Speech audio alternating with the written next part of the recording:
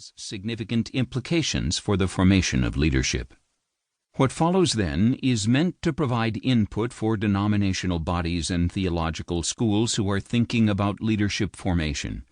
But we also need to recognize that, while leaders are taught and mentored and guided, emerging leaders also need to take personal responsibility for their own formation. They cannot be passive. They need to be intentional and self-directed. These emerging leaders will recognize where there are gaps, perhaps in their own formation or in the curriculum of the theological school in which they are enrolled, and they will find what they need wherever it can be found, in an online program from another school or through a short-term continuing education program or through a field experience. Thus, what follows also provides a taxonomy for emerging leaders, asking them to consider, if these are the times in which we live, what are the capacities and dispositions that I need to be cultivating? Further, a congregation might ask a similar question. An elders board might work with the pastoral staff to ask if the cohort of pastoral and lay leaders has the requisite capacities and, if not, whether these will be found through training current staff or hiring someone who brings that capacity to the leadership team.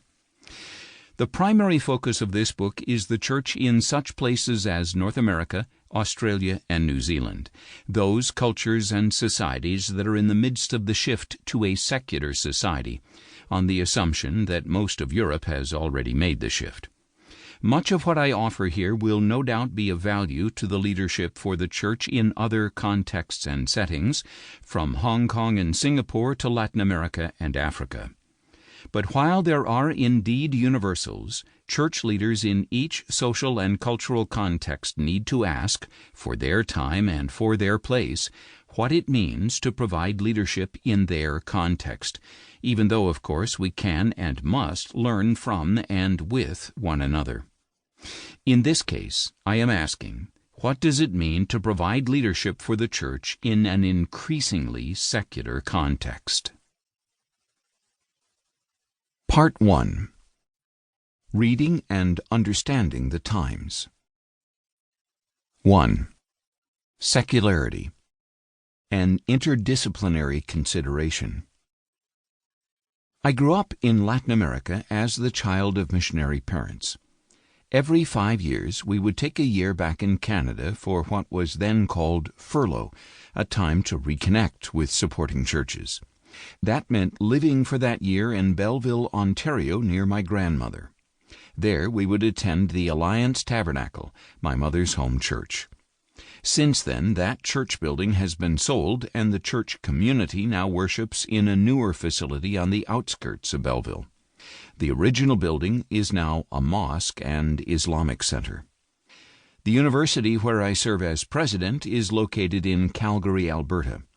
If you take the light rail from the city center to our campus, the last building you see before you head underground is a mosque. And in Richmond, British Columbia, just south of Vancouver, you can drive along No. 5 Road and see an amazing sequence of buildings: a mosque, a Hindu temple, a Sikh temple, a Jewish learning and community center, a Buddhist temple, and a string of churches. These are merely indicators that highlight the religious pluralism of Canada. Here, Christianity is but one of many religions, perhaps the largest, but still only one of many. What does it mean to be Christian in this pluralist context? And what does leadership for the church look like in such a context? In addition to religious pluralism, there is another dynamic at play: secularization. In many respects, the growth of a secular mindset is the most significant development of the last 50 to 60 years. Secularity does not mean no religion. It means rather that religion is privatized, no longer occupying a privileged voice in the public square. It is different from secularism, that is, the assumption in the public square that the default response to any issue or concern is a secular one, whether it be political, economic, or ethical. On the one hand, this means that the state does not endorse any one religious tradition or perspective, but it also means that secularity has become the arbiter of the public square, in effect negating.